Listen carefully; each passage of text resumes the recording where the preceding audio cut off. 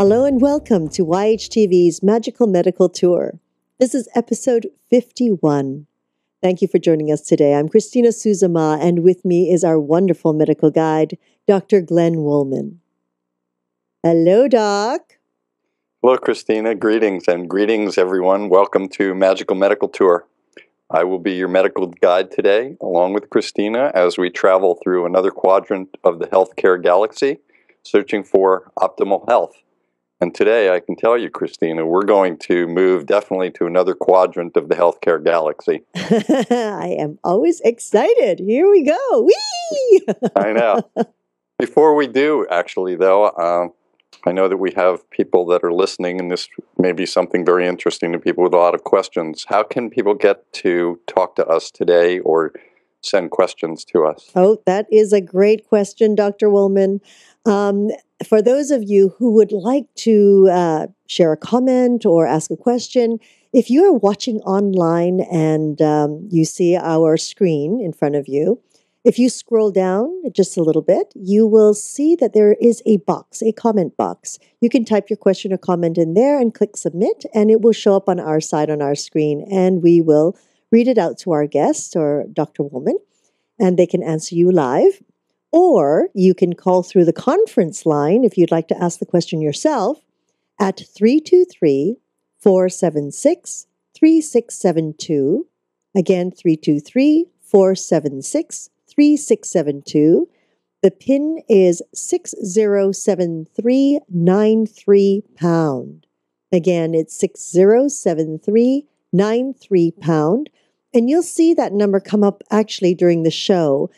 Just in case you didn't have enough time to write it down. So please, we welcome your comments, we welcome your questions, and feel free to do it during the show. And also, you can also, if you're making a comment, you can also make comments or questions after the show is done and while you're watching it at any time. And we will always make sure that someone will answer you. Okay, thank you, Dr. Woolman. You're quite welcome, and thank you for that. It's good to communicate with people out there. So we do get some great comments, and I really like that. And we do try and answer all of them. Mm-hmm. Today's really going to be interesting for me. I have so many questions that I don't want to talk too long now, and I want to get right to our guest. He is Peter Wright. He's a certified hypnotherapist, and he's been doing this for over 20 years. And he is also a certified licensed past life regression therapist. And my understanding, and maybe we'll learn more about this, is that there are only 50 people like him in the nation that have this certification. So I would like to get started and say hello and introduce you and our global audience to Peter Wright. Hello, Peter. Hello there. Hello there, Doctor. Is it Doctor? No, Peter. Oh, yeah, interesting. I'm so used to saying Doctor. Hello, Peter. Welcome. Thank you. Were you a doctor in a past life? I think I was. Well, absolutely. You can call him Doctor then, Chris. See? Okay, what's up, docs? Exactly. It's a paradox. I like that. Oh, I'm very excited. Yeah, me too. Peter is as the medical guide for the show. I like to give our audience a sort of a path that we're going to be taking, and based on the fact that I'm not sure I've been to many of these places, I'm not sure where the path will actually take us today. But we'll start out learning a little bit about yourself, how you got to where you are today. Then we'll get into some hypnosis, and we'll get into some past life regression therapy, and we'll try and see where all of these go. How does that sound to you? Perfect. Like that? Yep. Good. So give us an indication of what got you into this. Where is your interest? How did you get affected by this, and what do you do these days? Okay. The story begins when I was about 8 years of age. My older brother had a comic book collection, and in the comic book collection was a Superman comic. I remember reading it, and in the back of the comics in those days, there were advertisements. And it was an advertisement for how to hypnotize your friends, a little book that was for sale for maybe $5.95. I don't even remember. So I was maybe 9, 10 years of age at the time, and I went up to my father, who was a mortgage banker. And I said, Dad, pointing to the comic book and the ad, I really want to buy this book, but I don't have any money. Would you be willing to lend me the money or give me the money? And my father was very loving and very supportive of his young son.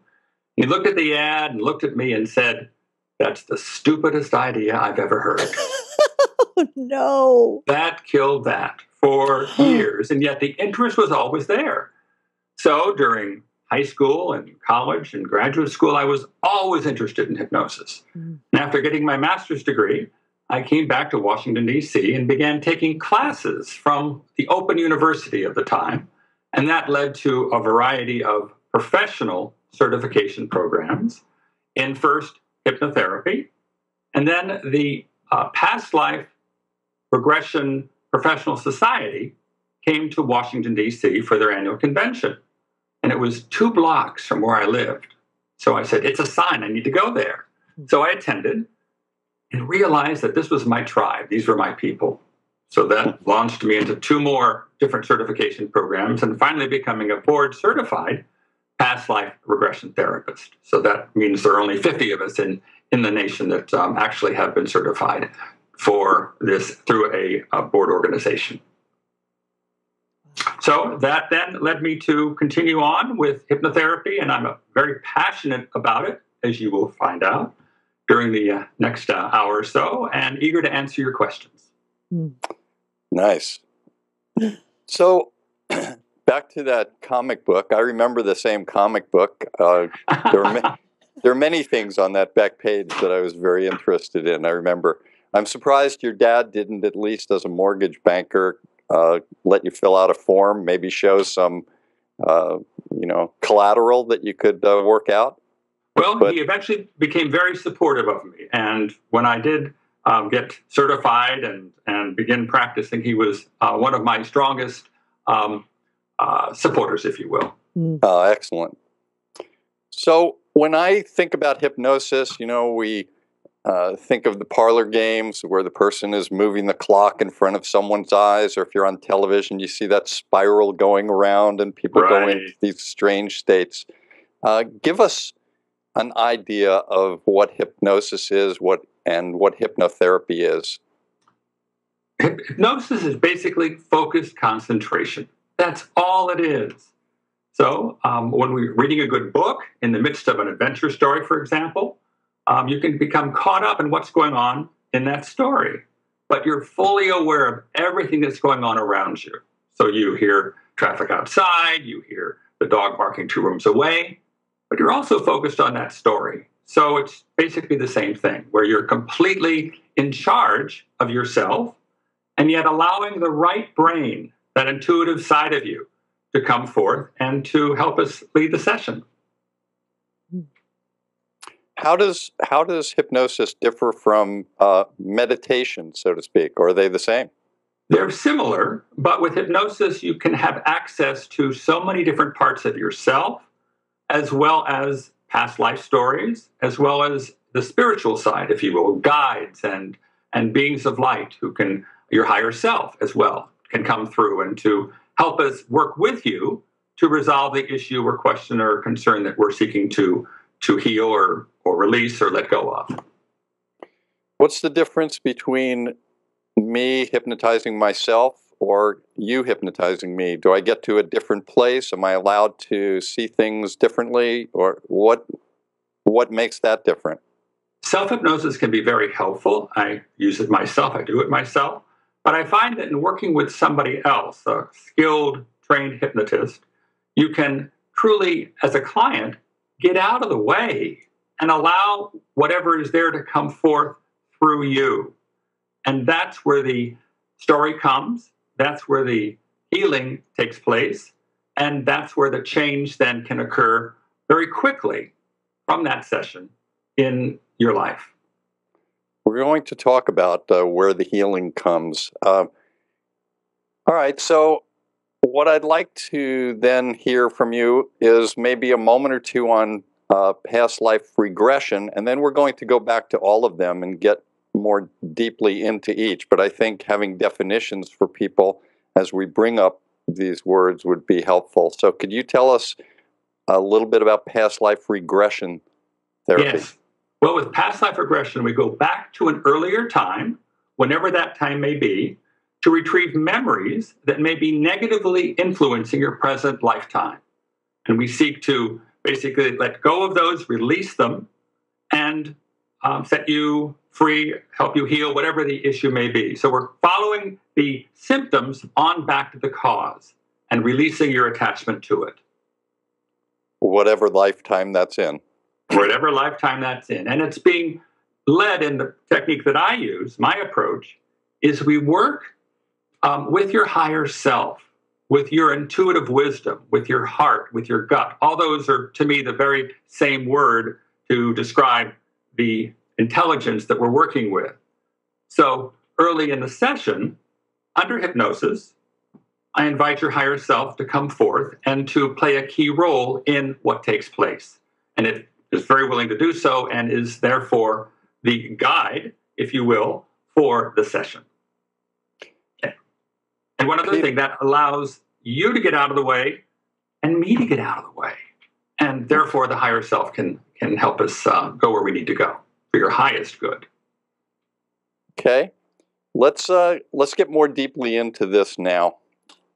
Let's start out with me as a medical guide, other physicians, other healers that might be listening to this show, and people that are needing to be healed.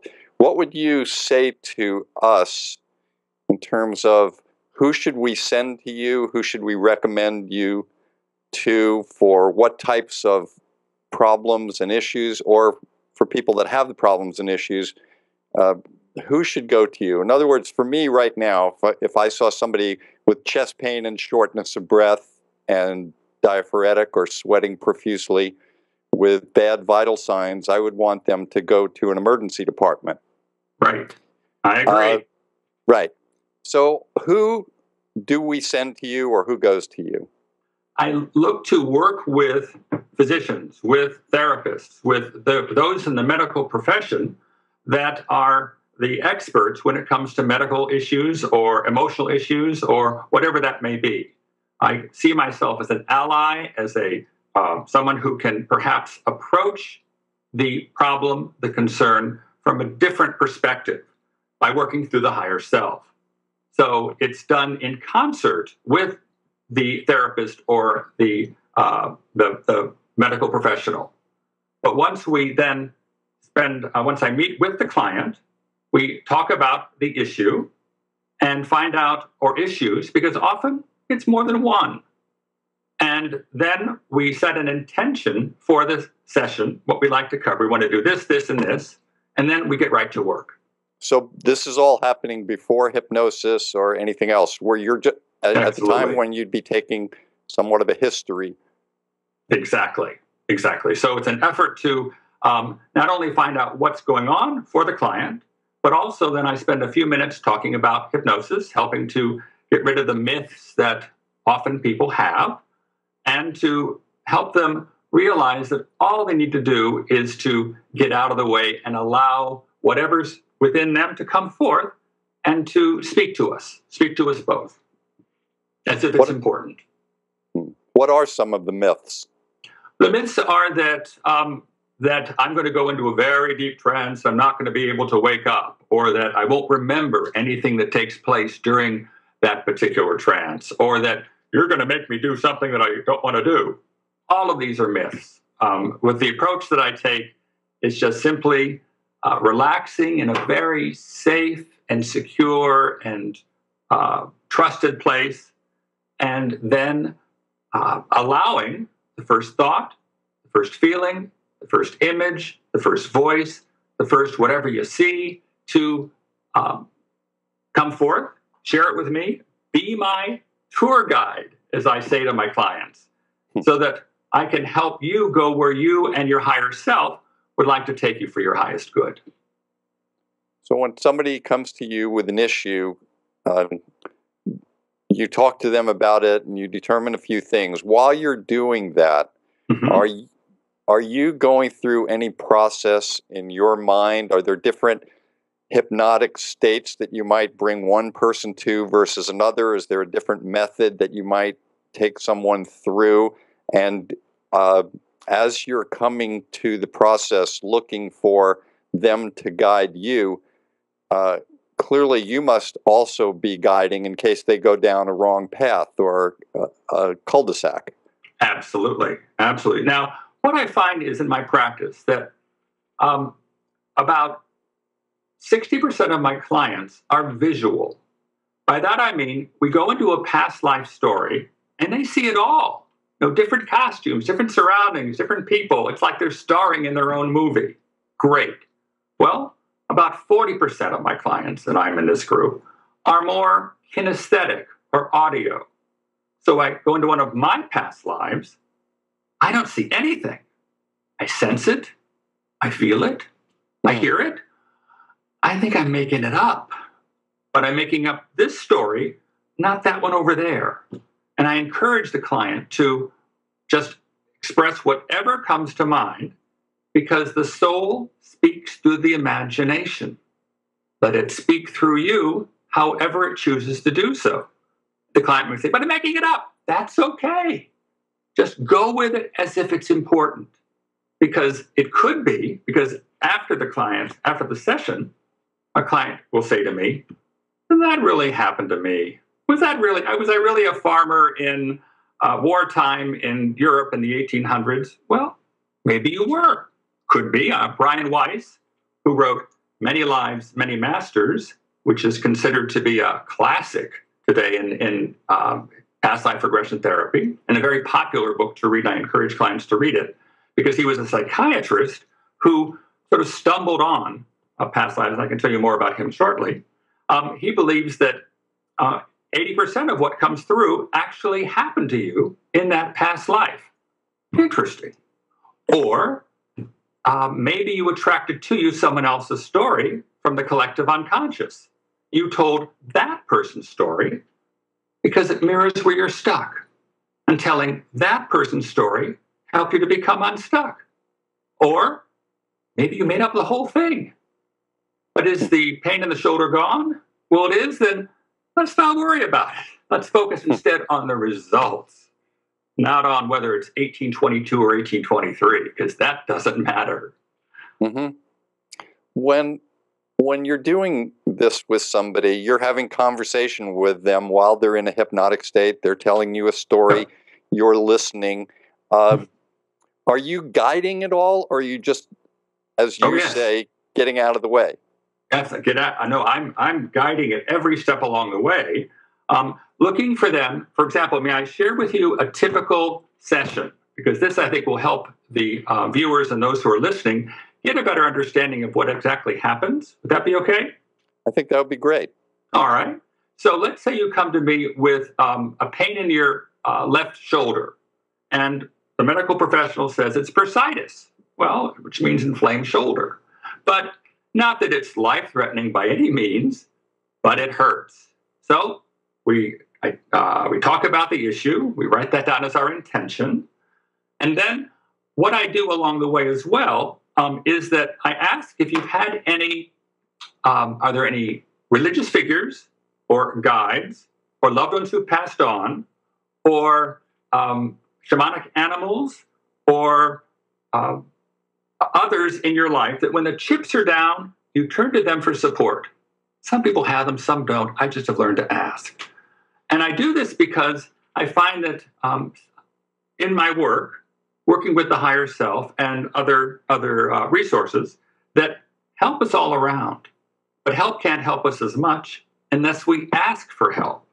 And when we ask for it, it's there because we have free choice. We can do it ourselves or ask for help. So I asked the client if we might therefore invite their masters and teachers and guides and great aunt Ellen and their Indian guide that perhaps a psychic told them about and whomever else is they see as being when the chips are down, they turn to for support. So we bring all those present as part of the session. and then invite the client to sense them and feel them and imagine them there. We restate the session intention. We want to do this, this, and this, the bursitis, for example.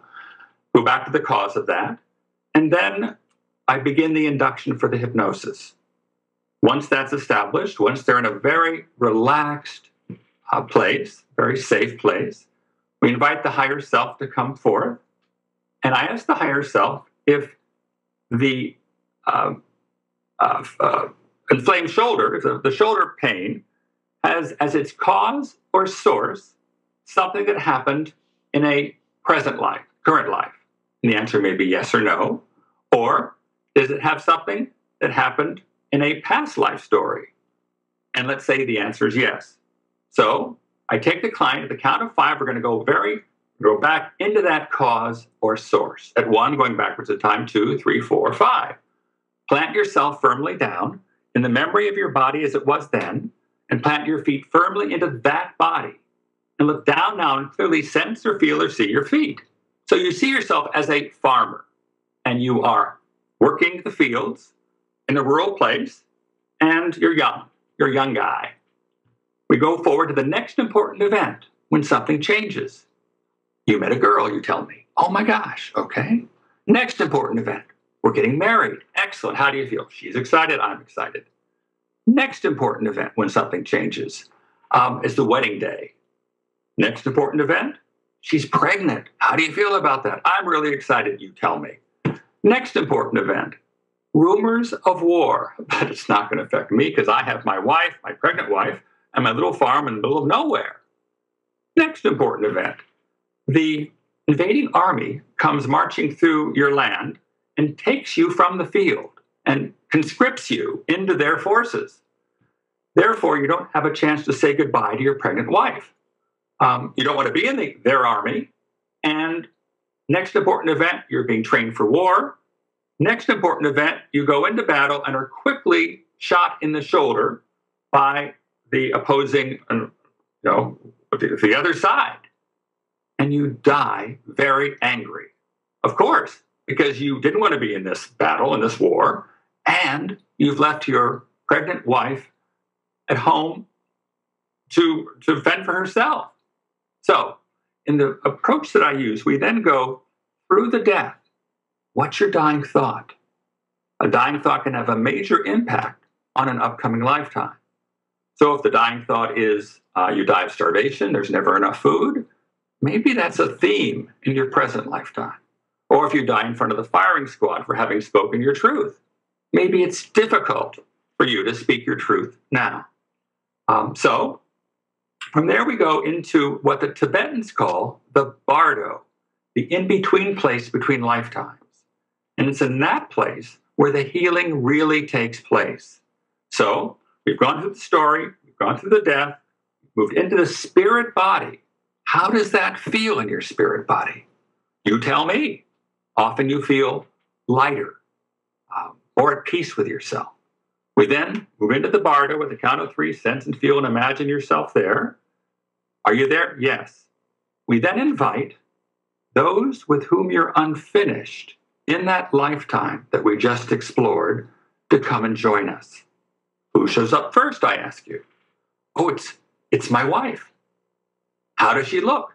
Often they appear at the height of their prime, if you will. She looks beautiful. What do you want to say to her that you couldn't say to her before you died?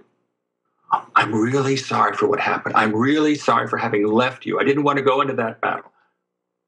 Does she hear you? Yeah, she does.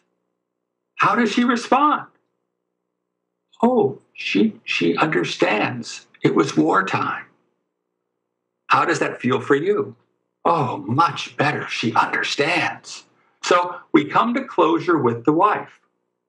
And in doing so, I say at the very end, after we'll go back and forth until there's no more issues that they want to say to each other. And she's actually present there in his own imagination. So I then say, looking deeply into the eyes of your wife, does she remind you, down into her very soul, does she remind you of anyone in your present lifetime? Oh my gosh, it's my mother. Oh my gosh, it's my fill in the blank.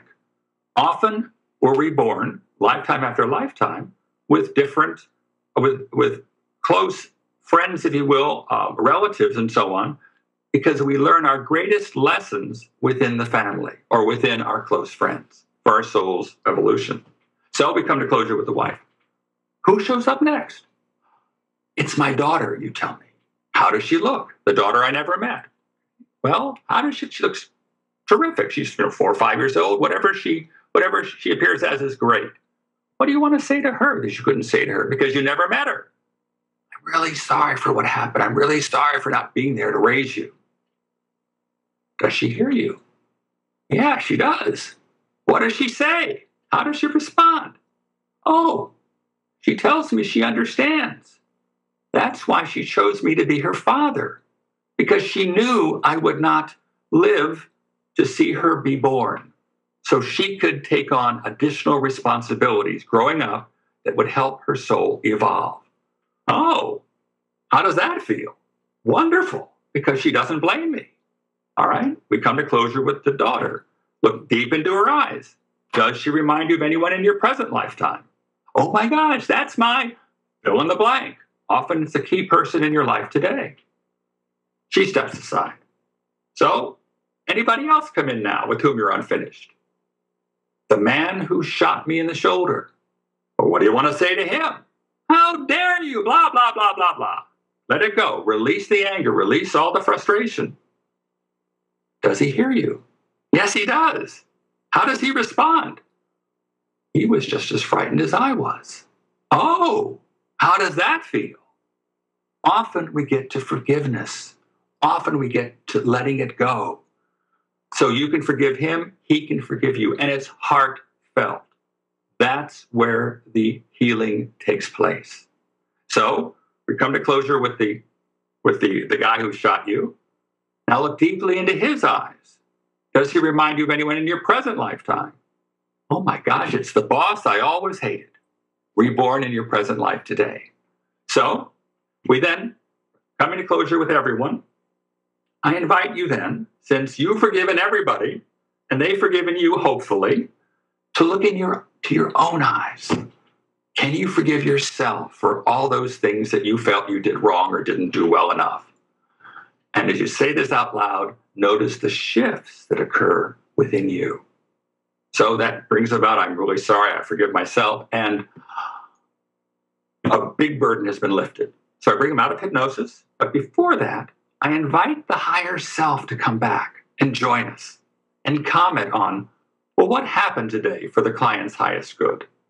And the higher self will say, we'll talk about the benefits, what's achieved, what's occurred, and say wonderful things about the client, which is terrific. So I then bring the client out of hypnosis, and we spend a few minutes talking about what has occurred. Now, during the session, I've recorded the session and then give the client a CD or an MP3 or a cassette tape, depending upon what they'd like, so they have a record of it, because it can be very helpful to listen to after the fact, especially for the wonderful things the higher self has to say about you, about the session. So that's a very lengthy, if you will, summary of what can typically take place. Questions? Yeah, many questions. I want to ask one, and then I know Christina is probably dying to ask 2,000 questions. Okay. I've died over and over again, Glenn. I want you to know that.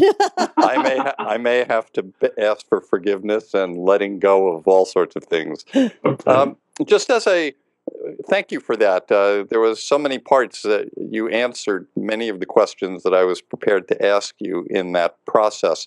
But I want to ask you just quickly, you keep mentioning the higher self. Mm-hmm. Would you give us your definition of that? For me, the higher self is that wisdom part of me, my intuitive side, my heartfelt side, that part that guides me through my life, and it is available to me whenever I am able to connect with it.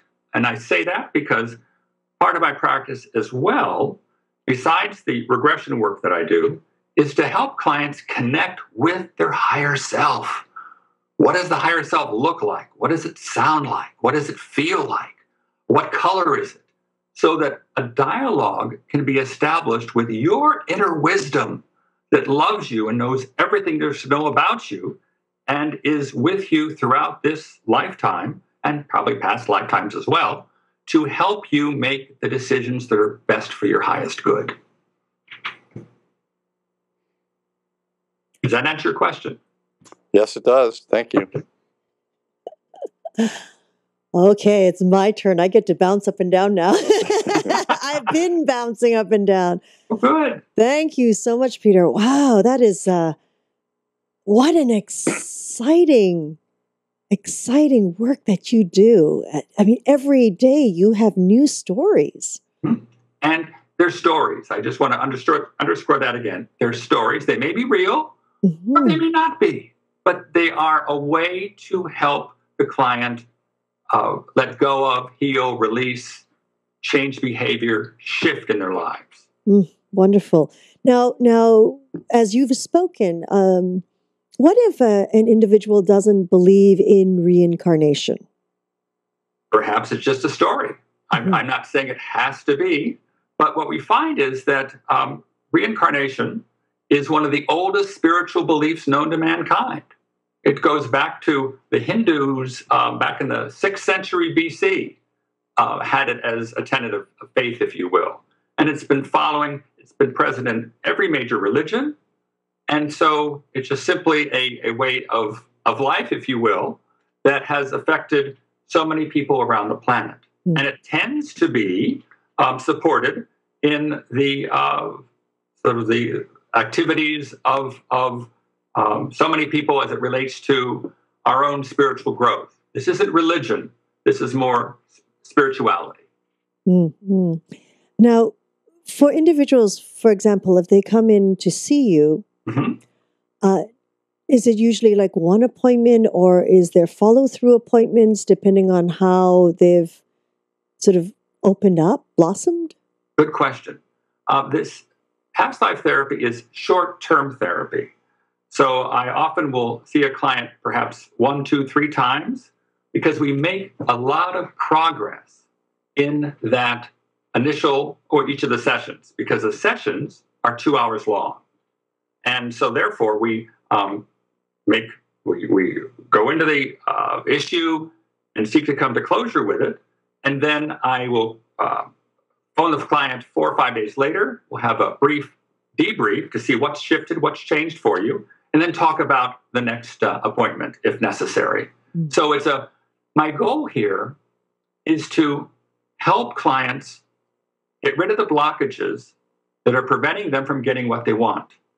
But the prospect of getting together with a client weekly for the rest of our lives bores me to death. But the stories might change. They do change, but I'd rather empower them and to help them release whatever it is that's holding them back from what they want. How exciting. And when a person is going through this process, are they sitting up? Are they lying down? You know, as Glenn said earlier on, you have these, you know, the pictures of this pendulum going back and forth. You know? Absolutely. I don't use a pendulum at all. I have a recliner, a lazy boy that is so comfortable. And the client can just make it, move back and forth as they see fit. So it's a very private, comfortable environment. And how long do these sessions take? 2 hours. Wow. Because we accomplish a lot in that 2 hour period of time. And typically it comes to a close at that 2 hour point. I'm just sort of amazed at the synchronicities there. Wow, 2 hours. That is quite a while. But with the bathroom breaks if necessary, so not to worry. Just in case you've taken them back to a really exciting time, right? Yes, indeed. You can stop and you go and come back and we pick up where we left off. There's no problem about that. Oh, that's exciting. So they're completely conscious. Yes. And you're just guiding them through with all the wonderful questions that you shared with us. Oh, I'm excited. That is so much fun. And it is. And you're uncovering the real you. with the help of that part of you that knows you so well. Interesting. And the you in possibly so many lifetimes. Yes, because we've had hundreds of lifetimes, hundreds. And what I think is also interesting is that when we go back to the cause or source, it doesn't have to be the most recent lifetime. So we can go back really anywhere, anytime, just simply get out of the way and let's go explore. So it could be a lifetime, back in 1,000 years ago or 2,000 years ago. That is at the cause or source of that particular issue that we're working on. Plus, I think something that's important to say is that we're asking to go back to the most important lifetime that's the cause or source, and then getting out of the way. We don't have to visit every lifetime where that issue occurs. No, we're just one that's the catalyst that can cause the shift in your life today. Interesting. So, Peter, a few things. Yes. A few rapid questions. Christina, did you have 1,000 more questions? No, just one. Because as I was growing up, with the Chinese culture on that side of it, they would always say, oh, don't kill that fly because it could have been a previous relative, or Yeah. And have you had any situations where people were brought back to a situation where they didn't see themselves as a person? No, it's always a person in my experience. And also the issue about I was Cleopatra in a past lifetime. Probably not.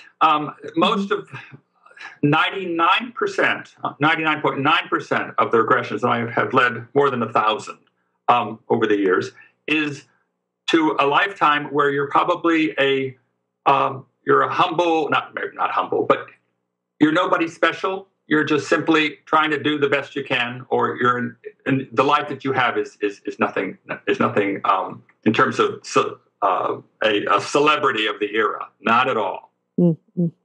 Interesting. Oh, that's no fun. I wanted to be Cleopatra for just a moment. That's fun. No. Or the fly. I mean, no, you can't keep the fly. It's okay. The butterfly, maybe. Maybe the butterfly. Okay, Dr. Woolman, your turn.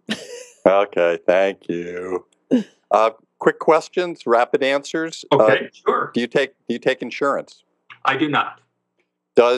Do the 49 other past life regression therapists do the same thing you do? Variations on a theme.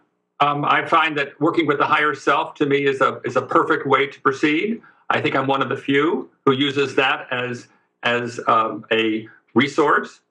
But I really respect and am amazed at the magic that can occur with the help of that inner you. Because I don't think we have the same comic books anymore, how would someone become or look into hypnotherapy or past life regression therapy?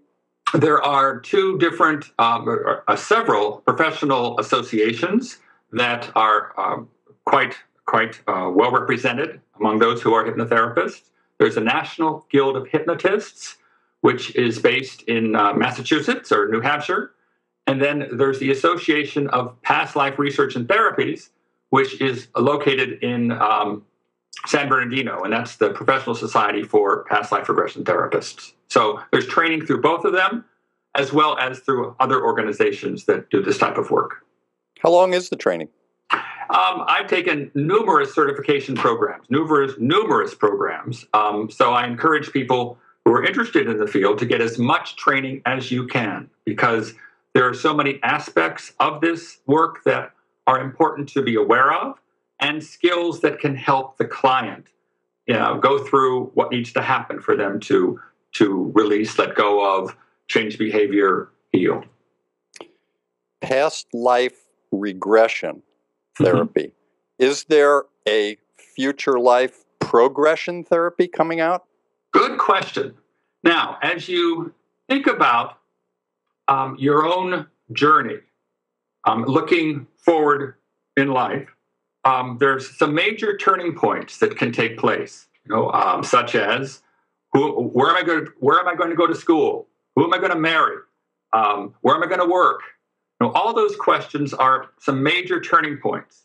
So as we look at the future, all of those opportunities are going to be based on the choices we make each day. So there was a book several years ago called Mass Dreams of the Future by a past life regression therapist. And what he suggested in the book was that moving forward into the future, while it is possible to take yourself there, that there are perhaps 5 possibilities of how something might work out. Everything from really, really, really great to, oh my God, it was a big flop. It was a big failure. And that decision, the outcome, is going to be based on all those choices you make between now and then. So you can get an overview of what might be possible, but at least in the work that I do, I don't take clients into the future because it could go all sorts of ways. Thinking of that, though, many times we talk about life has lessons in it, and we're all living in this present life. Mm-hmm, mm-hmm. Are there lessons that you've learned through going into past life therapy with others and yourself and training? Is there anything that we can learn from that will help us in this life so that either we don't have to go back in a future life to this life, or we can recognize it more easily? I don't know if I asked that correctly. Well, I find that for me, with moving forward, it's all about the choices that we make.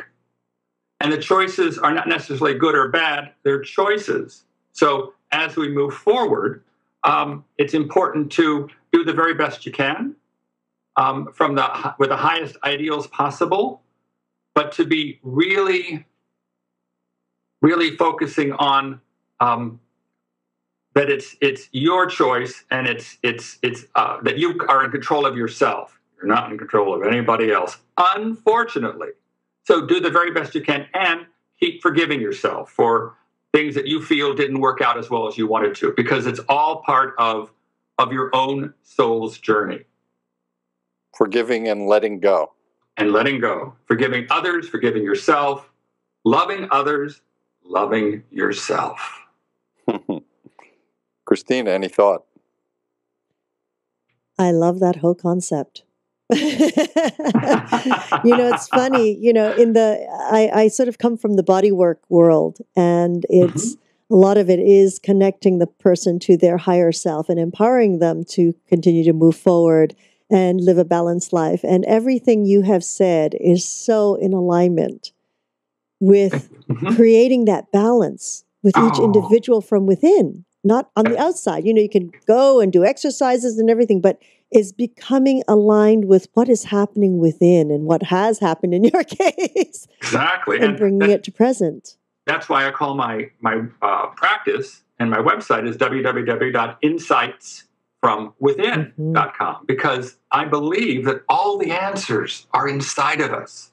So let's just simply tune in with the help of the higher self and gain some guidance about what wants to happen next for my highest good, to release, to let go of, to heal, to move forward, and get rid of the blocks that prevent me from being who I want to be and where I want to go and what I want to do.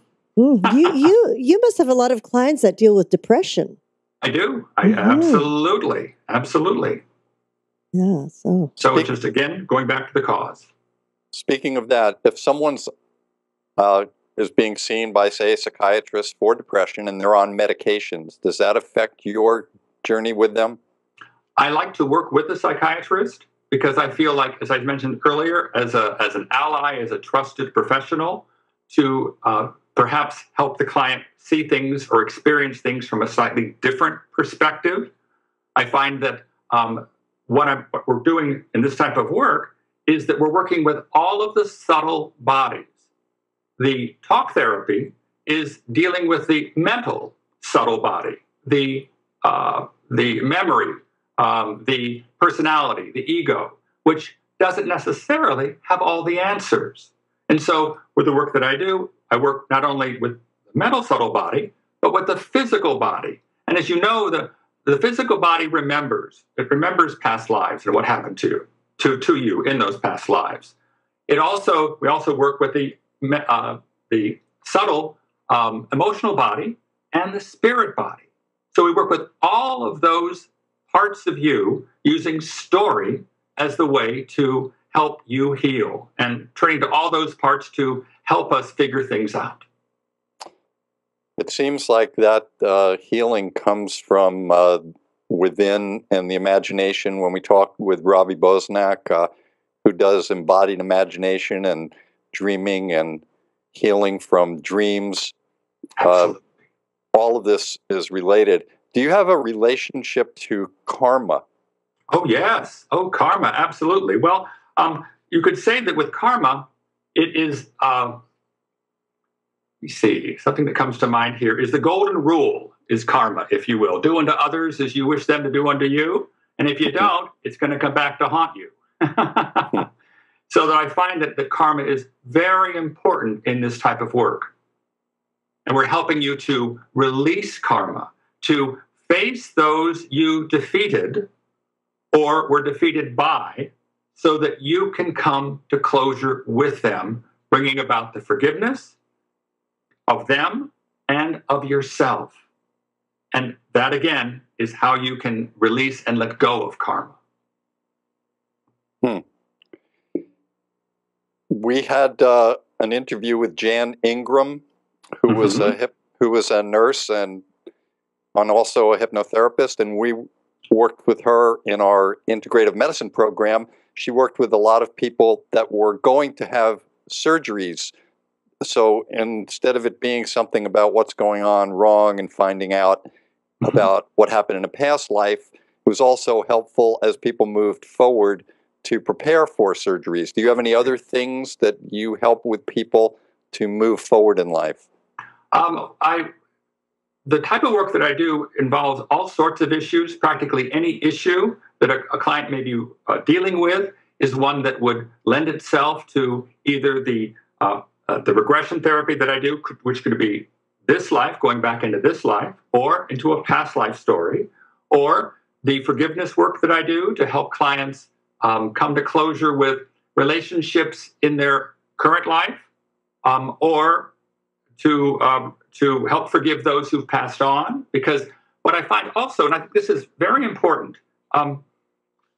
that everybody's available to us. Everybody's available to us in my therapy room, whether they're alive now, or whether they've passed on, or whether it's a past life personality, or whether it's a guide, or someone from the spirit world. They're all available, and we can invite them to come forward and join us in that bardo place that I mentioned earlier. And in doing so, it gives you a chance to speak your truth to that person and have them respond, so that it can be very, very healing for both of you. And I truly believe the other person is there with us in the room, at least a portion of them, part of them. In fact, several years ago, I was at a workshop at the Monroe Institute, and there was a hypnotherapist there showing a video of a recent client session. And with a special type of camera, the client was talking with his Uncle Harold, who'd passed on. And you could see a little picture of Uncle Harold there in the room next to the client. It wasn't really there, but on the film, it captured it. So to me, it showed that the personality of that person who's not physically there actually can join us. And that brings about such an opportunity to have a heart-to-heart conversation and let go of, say the things you wanted to say, and allow yourself to move on. We're talking with Peter Wright, a certified hypnotherapist and a past life regression therapist. Peter, we always ask our guests for a special health tip, and I would like to ask you for one, and I would maybe even like to ask you for one from this lifetime and maybe from another lifetime. So you can have two if you think about it. Okay, well, I believe my health tip to everyone listening is something I've already mentioned in passing here, which is forgive others. Don't hold on to grudges, please. Forgive yourself, love others, love yourself, because at the end of the day, it's all about love and forgiveness. And it will help you on your own soul's journey by releasing, letting go, and getting out of the way. I like that. Get out of the way. Get out of our own way. Trust in the process. Peter, a question did come in, and it's, what if you don't have any particular issues that need working on? Could it be used as a fun tune-up? Well, what you can do is we can ask your higher self to take us back to the most important past life for you to explore today for your highest good. And therefore, you can get out of the way and let's go and find out what your higher self believes is important for you to realize. And it doesn't have to be something that's terribly major, or it could be, but your inner wisdom knows. And by getting out of the way, we can allow ego, that inner step wisdom aside. to help us both get you where you need to go from your higher self's perspective. Oh, what fun. That would be a fun ride. It is a fun ride. That's a good question. Oh, I this is like that. good. Peter, Yes. is there anything that we have not spoken about today that when you knew you were going to be speaking with us that you particularly wanted to mention and we haven't spoken yet? Good. Thank you. Thank you for that. I also do Life Between Lives work, which is Michael Newton has written a couple of books, Destiny of Souls and Journey of Souls. And very quickly, he's a hypnotherapist who, over a 20-year period, took 7,000 clients into the spirit world where they can meet with their own council of elders and ask any question they've ever wanted to ask about their present lifetime. So I was trained 8 years ago by Michael Newton and his organization to do this type of work. And it is truly phenomenal and profound because it allows you to explore your own soul's journey in the spirit world with the help of your guide that you meet on arrival in the spirit world. We go to your home room in the spirit world, those souls who are there now with you, and a number of them are now with you on Earth. You have a chance to look around and see who's what and where. Meet with your council of elders, ask any question you've ever wanted to ask, and I ask a lot of other questions too. And then finally, we go to the place of body selection where you chose your present body. Oh, and what bodies did you turn down and why? Amazing, profound information can come through. So that's something else that I think is very important work that is helping people really understand more about their soul purpose and how they're doing in this life, plus lots of other questions. Have you ever, we always talk about people that meet their soulmate and they've been in past lives together. Have you ever taken two people at the same time back to see if they truly are soulmates? I have, and they truly are. But it could be we can have more than one soulmate. No, it's just that because we've had hundreds of lifetimes, it's not always the same person. It's just the soulmate who's right for you right now, for where you are and where that person is in your own soul's development. Because you're then, as a partnership, working together to help each other evolve. Very nice. So is that why there's so many divorces and marriages? It's like, okay, you're the right soulmate at this moment of this lifetime. Well, it's just, there are lots of reasons for that. I'm sure we don't need to go into those right now. But there are often past life personalities that have caused the two of you to be connected in this life, to deal with karma from that relationship. I find that over and over and over again, that the ex-wife or the ex-husband played a key role in the past life that we just explored. And you can come to closure with that, and therefore it can shift the energy, shift the issues in a positive way to affect your life today as a result. Peter, a question came in. Have you, I don't know if you're a film movie buff, but did you see the film Cloud Atlas? I did not. I've heard good things about it. Oh. I wasn't able to see it. Well, maybe we should somehow get it over to you because I would love your perspective on that movie. That was a question that came in. I thought, oh yes. I've heard again. I know what it's about, but I have not actually seen it. Wonderful. Oh, so I know that we're approaching the top of our hour. If you have any questions for Peter Wright here, please send them in. We have a few more minutes left. If not, we're just going to take over and keep asking more questions. Good, please. Peter, I'm very interested also in this life. Is it life between lives? Is that what you call it? Mm-hmm. Mm-hmm. And that is a therapy itself. It's a therapy. It's an approach, a modality. And so what happens is we first go back. We take you into hypnosis, a deeper level of hypnosis. We move back from your present age into the womb and find out what was it like being in your mother's womb. Can you affect her emotions? Can you affect her in any way? And often you can. You're sharing with me the experience.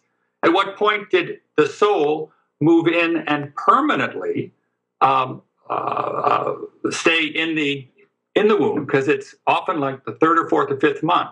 So we find out that information for you. Then we go to the most recent past life, or whatever past life comes up, spend 15 minutes exploring that lifetime, and then you take me with you through the death and into the spirit world. So you're guiding the session, and you're sharing not guiding, but you are experiencing it firsthand and sharing with me in response to my questions what's happening. It's amazing. Very exciting. Ooh, I'm excited. I'm bouncing. It's a 4-hour session. Oh my gosh. Yes, but with bathroom breaks. And I say that because it takes about, my typical induction takes maybe 10 to 15 minutes for hypnosis, and this is a 45-minute induction. Wow. And it takes a while to get there, so I want you to spend as much time there as you'd like to get the full benefit of all your questions being answered, and I ask a lot of other questions on your behalf. Oh, wonderful. Well, I'll make sure I bring the popcorn for you when I come. That's very interesting as well. Wow. Your expertise is amazing and so exciting. Thank you. I'm Really very exciting. passionate about this. Yes, can really feel your passion. I mean, you're very connected with all that. We'll be there. Okay, let's set a date and a time. All right. Oh. I'm very grateful to our very special guest, Peter Wright, for sharing his expertise, his wisdom, and his journey with us. I also want to thank all of my healers and teachers for allowing me to be on my journey.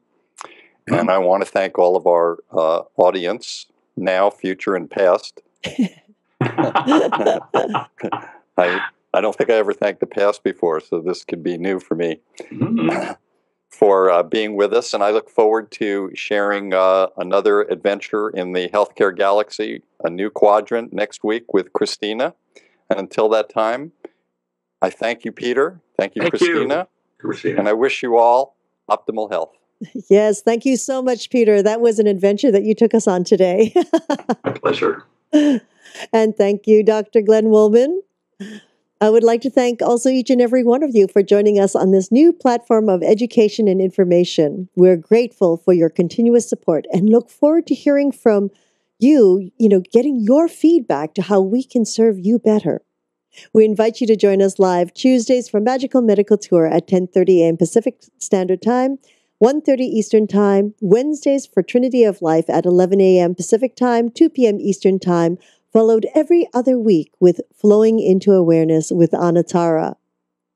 May I remind you that you can contact Dr. Glenn Woolman at myyogahub.com/G Woolman or follow him on Twitter at Glenn Woolman. And of course, through his own website, glennwoolman.com, where we encourage you to learn more about his Metaphor Square Breath. Until we meet again, namaste.